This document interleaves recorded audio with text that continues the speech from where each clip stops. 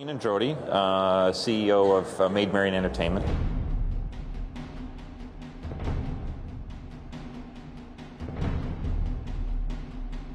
And we're basically a very small cottage industry MMO shop based out of Vancouver. We have a number of games that we run through our portal, maidmarian.com. The most popular game is a game called Sherwood Dungeon. Call it a casual fantasy MMO. 50,000 people used to live here. Now it's a ghost town. The 2000s. YouTube poop. MySpace, water wiggles, flip phones. The first decade of the 21st century was dominated by many trends. But one aspect that really defined those exciting years for thousands of people was internet flash games, Max Dirt Bike, Balloon Tower Defense, The Impossible Quiz, Pop Tropica. Playing a simple side-scroller on a random game website loaded with sidebar ads, either in the school computer lab or on mom's laptop at home, was truly an incredible experience. Growing up, I hyperfixated on a lot of different things. Pokemon, Adult Swim, video games, anime, and of course, browser games. Content that you could literally play in a web browser without downloading any programs or signing up for a membership. Racing flash games in particular were my vice. The biggest example of a racing-esque game that I found incredibly enjoyable during my early years was a title known as FFX Runner. The game placed players behind the wheel of a small fragile car, and the entire goal was to reach the end of the map without being destroyed by an ominous black van and dozens of gray trucks. A simple concept, yet brilliantly executed, this title kept me busy for ages. But in terms of browser-based games that didn't fall into the racing genre, there were still quite a few that I found enjoyable. And some of these titles were far beyond FFX Runner and many others from that era of browser-based gaming. During my laptop gaming era, I stumbled across a website that housed a handful of 3D multiplayer games. Titles that placed players into massive social spaces on the surface of the moon, a dance club in the middle of a jungle, and a world that could only be described as a Walmart version of World of Warcraft. Those games, along with a few others, were developed by a company known as Maid Marian Entertainment, founded by a man named Gene Androdi. The short story of it all is that Gene found major success in his hobby of creating browser-based games. But what about the long story? Who is Gene Androdi? Where did this online 3D gaming development studio come from? What are these games and how popular were they? Are these games still playable today? And where exactly is Maid Marian and Gene now? This started out as a hobby. Maid Marian Entertainment is a company run by Vancouver-based video game developer Gene Androdi. According to Maid Marian Entertainment, or MME's website biography, Gene was a pioneer in computer graphics and digital media with over 15 years of experience. In 1992, he co-founded VFX Digital Solutions, quickly establishing it as a leader in digital video products across Western Canada. Beyond his technical expertise, Gene was also a dedicated educator. He taught 3D modeling and animation for over a decade, serving as department head at the Center for Digital Imaging and Sound, now LaSalle College, Vancouver, where he designed the Digital Arts Master's program and earned an honorary diploma in 1998. Gene's influence extended to the British Columbia Institute of Technology, where he helped design the digital animation program. Later, as a technical art director at Radical Games, he worked on major titles for the Xbox, GameCube, and PlayStation 2, contributed to production design, prototype development, and special effects. Sometime in the early 2000s, Gene began working on Maid Marian Entertainment, which went on to produce community-oriented 3D multiplayer browser-based games. MME began as a hobby for Gene, but before he knew it, his hobby changed his life. The way Sherwood has grown up and the other games have grown up, I have a very good connection with the player community.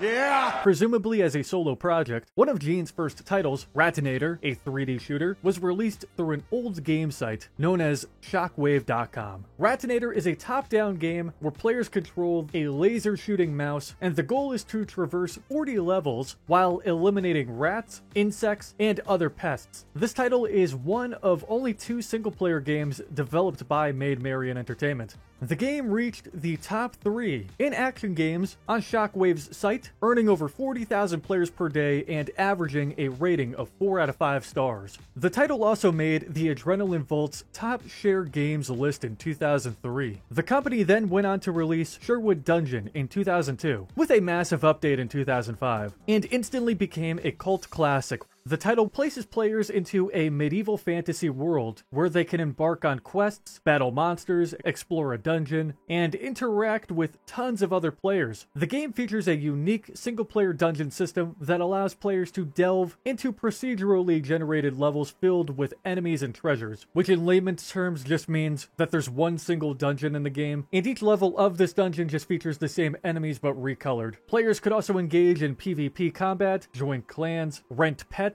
and participate in seasonal events. What's pretty interesting, which I did not learn about until recently, is that there is a mobile app for this game that continues to be updated. I've never played this title on mobile, but I might have to give it a try. Eventually, Maid Marian's site began to garner a lot of attention, attracting hundreds of thousands of new unique visitors and players per day. By 2005, Androdi left his position at Radical Entertainment, as the money he was earning from MME exceeded his original salary. His wife Marnie even hopped on Maid Marian Entertainment as the CFO. But how exactly was Gene able to make money from his site, especially when all of his titles were free to play? Gene's revenue model wasn't based on subscriptions or memberships, but simply on advertisements on his site. The idea of running ads underneath it was just done as an experiment initially, but then over time it grew to a point where the ad revenue was actually better than how I was doing on my day job. So basically at that point I decided to go it on my own. 6 months later my wife Marnie joined me as the CFO, and so we've basically been running the ad model since then. Gene's philosophy behind his business model revolved around removing barriers from his browser-based games. He believed that the time from discovering a game to playing it should be less than 20 seconds. The menus are icon-driven, language isn't an issue, and because the games were programmed in Shockwave, later moving to Flash, the company didn't have to worry about platform or computer restrictions. However, this meant games had to be pretty lean in terms of computer code, which would become a problem later down the road. Eventually, Gene expanded his revenue model by introducing microtransactions into Sherwood, such as pets. However, this MTX model was different compared to modern in-game purchases in titles such as Fortnite and Call of Duty. Rather than paying a flat fee for permanent access to certain cosmetics, as long as a player owns the title and doesn't lose access to their account, Gene basically rented these pets to players. For a small fee, players could rent a horse, a dragon, a griffin, or another pet in the item shop for a temporary period. Maid Marian's catalog of games is simple to understand and easy for new players to dive into, while also taking a short amount of time to load, and this practice achieved major success for the company. During Gene's 2007 interview with Georgia Strait, which is where a bulk of this information comes from, as well as the Maid Marian Entertainment's website bio, the website was pulling in 1.8 million unique visitors, a figure that's simply mind-blowing. During Maid Marian's peak in the mid to late 2000s, they released several other titles besides Ratinator and Sherwood Dungeon. These included Club Marian, Moonbase, Tank Ball, and Colin's Crazy Carrera, most of which were decently popular as well. And at this very moment, I am going to check out these titles for the first time in probably over a decade. Now, I'm revisiting most of these games through a program called Flashpoint, which is a program that allows users to play old Flash games that would otherwise be lost, thanks to Adobe killing off Flash and countless childhood memories. The only game I'm not playing via Flashpoint is Sherwood Dungeon, because that title is still available to download on the dedicated Sherwood site. Sherwood Classic, the launch version of the game before the big 2005 update, is available on Flashpoint, but yeah, we're not going to touch that one. One thing to note is that all of the games available on Flashpoint no longer have active servers. So for those of you itching to play some of these classic games again, while you can log in and play, don't expect to see other players around. All of MME's multiplayer games begin the same way. Users are prompted to create a username and confirm that they are at least 13 years or older. Now, I, and I'm sure many of you, were not 13 when these games were booming, and I'm sure you all lied about your age too. And while nothing ever happened, I was always terrified that some government agency would find out and show up to my house. I was so naive. Club Marion. Club Marion was less of a game and more of a social space for players across the globe. The hub featured a character creation menu and dropped users onto a random island full of other players. The objective was simple: socialize, make new friends, create some killer beats, and dance the night away. The game featured several locations, including Taki Tiki, which is the main island, Windy Meadows, Snowy Alpine, the Coliseum, Stonehenge, and Midnight Glade. Most, if not all of these maps were reused by Gene for some of the other titles he developed, which you will see as we dive further down the catalog. Moonbase. Moonbase is another one of those MME titles that was more of a social space and less of a game. The title is almost exactly as I remember it. It takes place on the surface of the moon, there's a vehicle to drive, an Earth globe to kick around, and a structure to explore. Back in the day, the Moonbase lobbies were packed with people communicating through the in-game text chat, and one of the many things people would do is rocket thrust to the surface of the Earth, which I attempted to do for the first time in years and failed miserably. Tank Ball and Tank Ball 2. Tank Ball was another really simple yet extremely fun multiplayer game from MME. Just like with any other Maid Marian title, users are required to pick a username and confirm that they are at least 13 years old. If players were not at least 13 years or older, Gene would quite literally climb out from the computer screen and claw at those players like some kind of coked up dog. No, he wouldn't. The game throws players into the body of a tank, and the objective is to blow up other players. While the multiplayer side of Tank Ball is currently dead, the single-player mode can still be played, although it's not quite as fun as flipping the tanks of real players. The first iteration of Tank Ball took place on a pretty dark and gloomy island, while Tank Ball 2 landed players on a much brighter map. I was fortunate enough to load into the multiplayer side of Tank Ball 1, albeit with no other players, but Tank Ball 2 would not let me through, which is quite upsetting, but I'll survive. Marion's World. Marion's World is pretty similar to Club Marion in terms of looks and gameplay. It's another title that acts as a social space. The game takes place on an island with a structure and allows players to customize a girl character and their buggy. Players can converse through the in-game text chat and dance as well. I could be wrong, but I have a feeling that Marion's World was a test for what would eventually become Club Marion, as it shares a lot of the same features. Colin's Crazy Carrera. Colin's Crazy Carrera is the second known single-player title developed by MME. It's also easily the most simplistic game in MME's catalog. Players are put into the body of a Porsche, and the whole objective is to, well, drive. There isn't really an objective. You just drive on the surface of some mysterious planet, and if you fall off the map, the game throws you back to the menu screen. Sherwood Dungeon.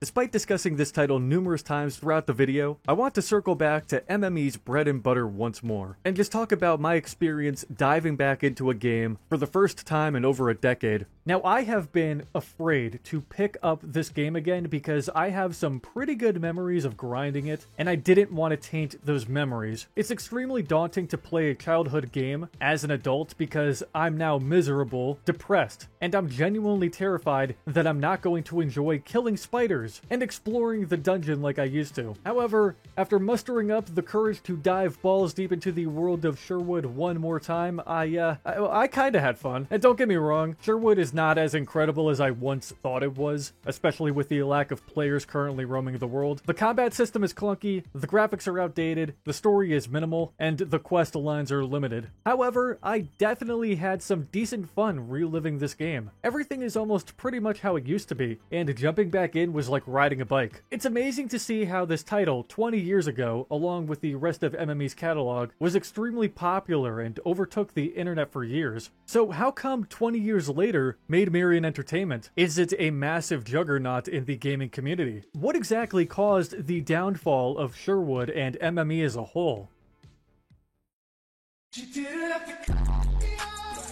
one man in his basement made a slew of free browser-based MMOs that prioritized making friends and building communities without a paid membership. So, what exactly went wrong?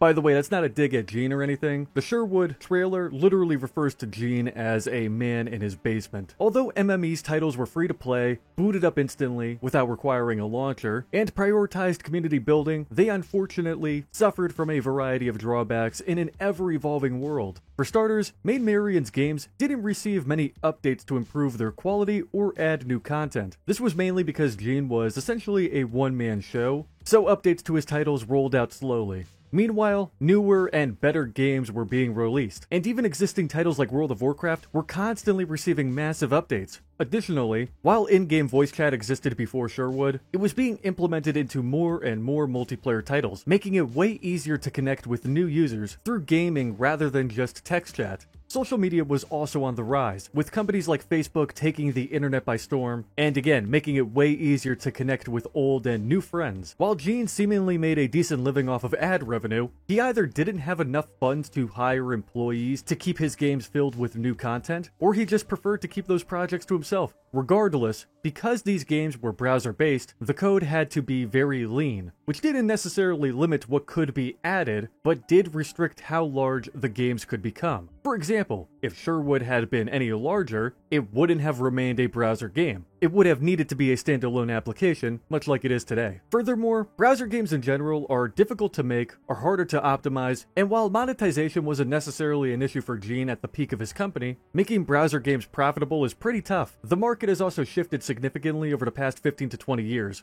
The mobile games market just wasn't as huge as it is today. Most people, if they weren't playing console games, thrived on browser games. However, with the advancement of mobile devices capable of handling titles like Call of Duty and Fortnite, and the fact that nearly everyone owns a smartphone today, the demand for browser content has diminished. Many browser-based developers eventually moved into the mobile game industry, including Gene. Besides moving Sherwood to mobile devices, Andrody began a new career at mobile game developer Hothead Games in 2016, and has since helped deliver several mobile experiences. Aside from Sherwood, all of MME's titles were rendered obsolete when Adobe discontinued Flash. However, it's only a matter of time before Sherwood eventually kicks the bucket, as roughly 30 players at the time of me recording this footage were playing online. It's a bitter pill to swallow, but Maid Marian Entertainment was never going to dominate the 2010s and 2020s. The company simply couldn't evolve quickly enough to keep up with the ever-changing world.